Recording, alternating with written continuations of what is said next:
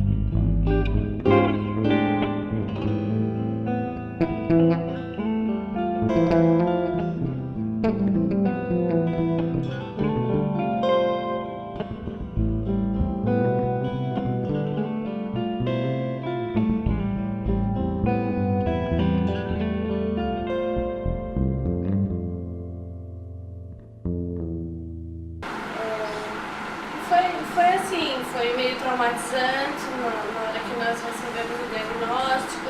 Muito. Pensava meu filho não vai dirigir, meu filho não vai ter uma profissão, não vai casar. Eu fiquei bem frustrada, comecei a ler coisas assim na internet. Por isso que eu vi, né, eu comecei a perceber isso desde de muito antes, mas as coisas que ele fazia, eu levava ele para cortar cabelo, ele chorava, ele não gostava de trocar de roupa, se deixasse ele ficava uma semana com a mesma camiseta, ele não gostava de ver pessoas, nenhuma pessoas, mas de branco, então piorou, não sei o que passava pela cabeça dele, ele tinha pânico de médicos, não sei se foi de tanto eu levar ele nos médicos, ele pegou um trauma, então era coisas assim que não era normal, uma criança normal.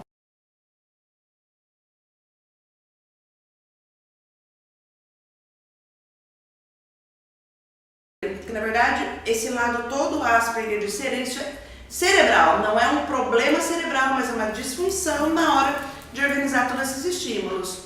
Se a gente fizer uma neuroimagem, nós não vamos ver nada estranho naquele cérebro, mas o movimento dele nessas áreas mais voltadas para a linguagem, para a socialização, para a área afetiva, ela é um pouquinho desmovimentada ou um pouco mais acelerada. Então, isso depende muito de qual cérebro a gente está falando. E isso tem total influência no estilo mental, quer dizer, não na doença mental, mas o que essa mente processa. Isso faz com que a gente tenha hiperfoco, então a gente tem características muito hiperfocadas, na falta de um interesse mais lúdico. Então é bem capaz de um menino Asperger trocar uma caixa de brinquedos por um livro de astronomia. É bem comum eles trocarem um cachorrinho que vai brincar por um site da internet, ficar pesquisando a fundo um determinado assunto. Por exemplo, agora o verão ele está descalço, então na hora que chega o frio eu não conseguiria pôr meia nele, né? Porque não queria. Aí depois quando você consegue pôr meia, aí eu vinha o verão, Você não conseguia mais tirar a meia dele, porque puta calor, não. Essa mudança da rotina. Quando começava a escurecer, às vezes ele ficava chato, ele não gostava que o sol ia embora, que vinha. Ele se incomodava muito com a noite. Se incomodava muito, agora já não mais. Não, isso passou também. E a questão do quente e frio da alimentação ainda é muito Isso forte. não está resolvido. Isso ainda não está resolvido. Ele só come comida quente. A comida tem que estar Muito quente. muito quente.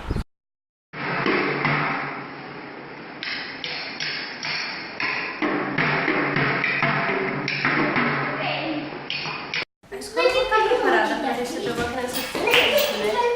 Então, a mãe, a família que dá um suporte para a escola entender o seu filho.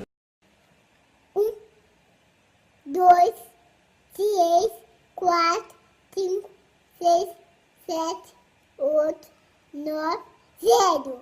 Aí eu comecei a entender o que era um Asperger, sabe?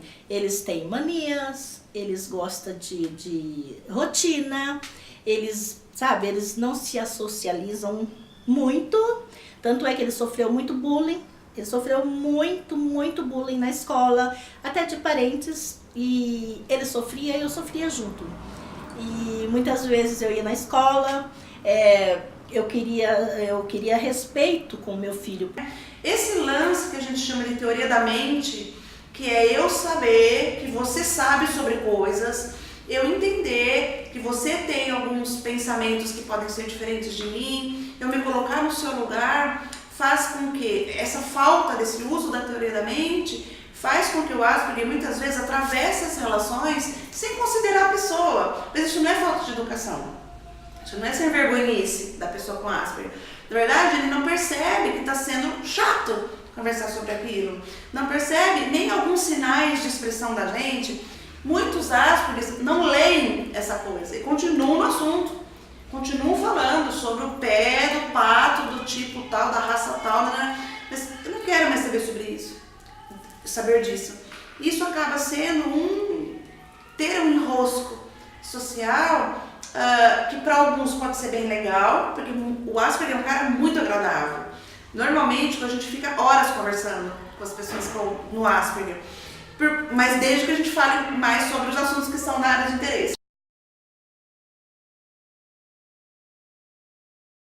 Por quê? Eu queria proteger meu filho da sociedade lá fora, sabe? E até que chegou um dia que eu falei, não é por aí. Ou as pessoas aprendem a respeitar, a aceitar ele como ele é, e porque eu não posso ficar o resto da minha vida trancada com meu filho dentro de casa. Eu me trancava mesmo, porque eu não podia ir na casa de ninguém, porque eles não entendiam, só sabia falar que era louco. É louco, seu filho é louco, você tem um filho louco. Os pais não aceitarem, pode ficar muito médico também, né? De alguma forma, né? É complexo. Então eu vejo que assim, a receptividade dos pais tem muito a ver com o jeito que os médicos vão lidar a situação, né? Eu vejo que ela mesmo sendo da área, especialista nisso, ela teve dedos em falar isso com a gente, né? Ela foi dando uma volta. Se não estivéssemos preparados, talvez ele não teria diagnóstico com 2 anos e meio, não, se a gente não tivesse, se a gente tivesse levado de uma forma mais de bloco. Se traqueja, se maneja, mas tá bom, mesmo que eu não queira, tem coisa que eu preciso fazer. Mesmo que eu não goste, tem coisas que eu preciso mostrar. Então, isso tem treino. Então, hoje em dia, o que a gente tem baseado em evidência são as coisas da psicologia comportamental, nesse sentido, aliada à neuropsicologia. Nos focos maior, no nosso caso, nós trabalhamos muito com o TEACH e com as estratégias de análise aplicada do comportamento, que é a ABA. E aí as terapias, elas precisam ser pensadas no objetivo da criança, que é o que a gente precisa atingir e ensinar de novo, ou incentivar. É tudo um sistema neurológico, né? Sistema nervoso centrado, neurológico. Então a gente vai criando as oportunidades, porque eu acho que tem dificuldade em modular as informações. O nosso cérebro a gente fala que é plástico, por isso neuroplasticidade. Então se eu perco uma função, eu estimulo e essa que pode fazer a função da outra parte. Sempre gostou, né, de dinossauros, né? Agora voltou com força, né, cada filme. Então agora ele já pesquisou o nome de todos aqueles dinossauros, Tem dinossauros que voam, só alguns que voam. Também tem aquáticos e também tem uns terrestres, tem os cenozoicos, sabe? Existem muitos deles. Existem mais de 4.060 espécies de dinossauros. Quantas? 400.000 espécies de dinossauros. O Asperger é um cara muito agradável. Normalmente a gente fica horas conversando com as pessoas no Asperger, mas desde que a gente fale mais sobre os assuntos que são da área de interesse. Então, uma das coisas que a gente orienta muito é ampliar um pouco esse repertório. Não deixe de falar sobre o que gosta, não deixe de estudar sobre o que gosta. No entanto, se abre um pouquinho para coisas mais fúteis. E eles falam isso pra gente. Mas isso é ridículo falar sobre isso. O CEDAP é uma segunda mãe. O CEDAP nos ajudou muito. Se o Guilherme é o que ele é hoje, é com muita força de vontade dele, que ele lutou contra ele mesmo, porque eu sei tudo que ele passou, mas o CEDAP ajudou muito ele, muito, muito, como ajuda todas as crianças. Porque lá eles aprendem a falar, a ter limites, ter uma... como que eu vou explicar? Lá eles aprendem... Noção de comportamento? Isso, aprende a se comportar, aprende a se socializar lá fora, para o mundo lá fora, sabe? Eles vai mudando aos pouquinhos, é uma fase que não é da noite pro dia. Eu lembro, assim, exatamente quando eu me dei conta de que eu era diferente e tal. Mas eu sempre soube, de certa forma, que eu era, né? Porque eu não tinha amigos, eu não fazia amizade facilmente, né? Enfim, a socialização comigo sempre foi uma coisa muito difícil, né? E eu sempre era muito incompreendido, né? Porque eu não tinha aquela noção de mundo dos outros, né? Eu vivia muito no meu mundo, né? Então eu falava muito alto, eu sempre queria ter a minha vez de fala, eu tinha dificuldade de entender aquela questão da interação social, né? Então, a minha infância, assim, ela foi um pouco complicada, né? Eu não acho que eu tive uma infância infeliz, é lógico, né? Mas foi uma infância um pouco difícil por causa disso, né? Porque eu não tinha muito essa noção social, então às vezes dava um choque, né? Então eu lembro que uma vez eu estava na primeira série do ensino fundamental e na minha sala tinha uma menina que ela era deficiente auditiva, né? E aí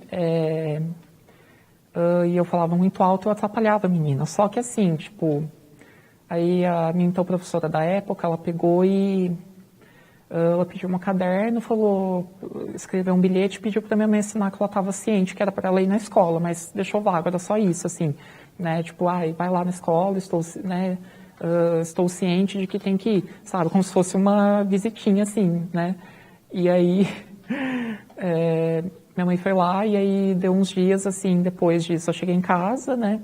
E minha mãe ficou super brava comigo, ficou super nervosa, porque falou que eu gritava porque a professora tinha chamado ela para ir lá porque eu estava atrapalhando as aulas, eu estava atrapalhando a menina e assim sucessivamente. Hoje eu entendo, né, que isso é necessário, né, foi necessário, que era o certo a se fazer, né, mas como eu não tinha essa noção de que eu estava errado, para mim era muito difícil, né, entender isso. Então, como ninguém veio falar para mim de outra forma na época, aquela coisa, né, da meiguice infantil, digamos assim, eu fiquei muito chateado, sabe? E, enfim, e assim foi indo a infância. Bom, eu entrei no CEDAP mais ou menos quando eu tinha uns 7 anos, né? E no começo eu não entendia totalmente por que eu estava ali, né? Porque apesar de eu ser autista, né, as minhas capacidades cognitivas, elas eram muito boas, em geral, eu era inteligente, né? Então, eu não entendi direito por que eu estava ali, né? A Fernanda, né, que foi minha primeira pedagoga, né, eu tive 2, né? A Fernanda e a Karina, né? Inclusive, um beijo para vocês, né? E aí a Fernanda até falou, né, quando eu fui lá no CEDAP, fazer as outras filmagens, que às vezes ela queria ensinar uma palavra para mim, de falar, né? Queria ensinar a falar uma outra palavra, né? Porque... Só que aí eu era resistente, porque eu já sabia falar bem e tal. Eu precisei me adaptar, assim, né, por algum tempo que eu tinha que fazer um tratamento, né, porque eu não tinha compreensão totalmente que o meu lado social era defasado. Eu só fui entender isso algum tempo depois. Mas depois que eu entendi, foi muito legal, porque eu fiz, assim, no CEDAP eu fiz amigos que, para a minha vida inteira, foi a base, assim, de tudo que eu sou hoje, né, ou 90%, veio de lá, foi muito importante para a minha vida. Então, eu fui crescendo e tal, eu não entendia, eu me sentia um pouco fora da caixa. Então, aliado com outros fatores, eu acabei sofrendo bullying até o começo da minha adolescência, mais ou menos, né? Eu só fui começar a me sentir tranquilo, a ter uma vida mais de boas, assim, num contexto escolar, mas, foi a partir mais ou menos quando eu estava na 7ª série, né? Mas ainda assim eu não me sentia totalmente encaixado dentro do contexto. Era uma questão bem complicada, assim, para mim. Bom, atualmente eu estou estudando em uma universidade pública, fora da minha cidade, a 200 quilômetros de distância. Para quem não sabe, eu sou de Pirassununga, terra da cachaça, né, Esquadrilha da Fumaça, essas coisas, né. E hoje, graças a Deus, a minha vida corre tudo bem, né, eu não tenho problemas maiores de socialização, não sofro bullying, felizmente, mas até hoje às vezes eu tenho uma certa sensação de inadequação, digamos assim, né. Por mais que eu seja amado, tenho amigos, tenho a minha família que sempre me deu suporte, eu sei disso, mas talvez eu acho que eu nunca vou me sentir totalmente encaixado. Essa é uma questão que eu acho que nós, como ASPES, vamos ter que trabalhar a vida inteira. Mas eu vivo uma vida normal. Eu lavo, passo, cozinho, como todo mundo, né, venho para as aulas, saio de casa, tenho amigos, vou em festas, já tive relacionamentos afetivos, eu não vou entrar em detalhes, claro, né, mas só frisando que é possível você ter uma vida social completa. Mas eu acho que eu sempre vou ter esse sentimento de que o mundo de uma pessoa Asperger é só dele, é aquele infinito particular mesmo, e que mais ninguém pode entrar nele. É claro que isso isso para qualquer pessoa, lógico, né? Mas para quem é síndrome de Asperger, eu acho que ainda um pouco mais, por causa da questão da neuroplasticidade, que tem toda essa questão da adaptação, porque as pessoas ditas normais precisam de um tempo, às vezes, para se adaptar a certas coisas, e nós somos Aspergers um pouco mais ainda. Mas, assim, a minha vida ela é normal, ela é tranquila, eu consigo viver numa boa. Assim. Mesmo que a gente, às vezes, dê uma recuada, mas recua, um passo, vai com 2 para frente, e a gente joga. também, a gente soa frio, a gente tem medo do desconhecido, a gente programa uma viagem, a gente vai morrer de medo, e aí se chegar lá não dá certo, se o menino tem crise lá, entendeu? Complexo, mas tem que ir, tem que fazer. Não vai ser simples a jornada, mas tem que encarar. E cada vez melhor, cada vez ele vai melhorando, né?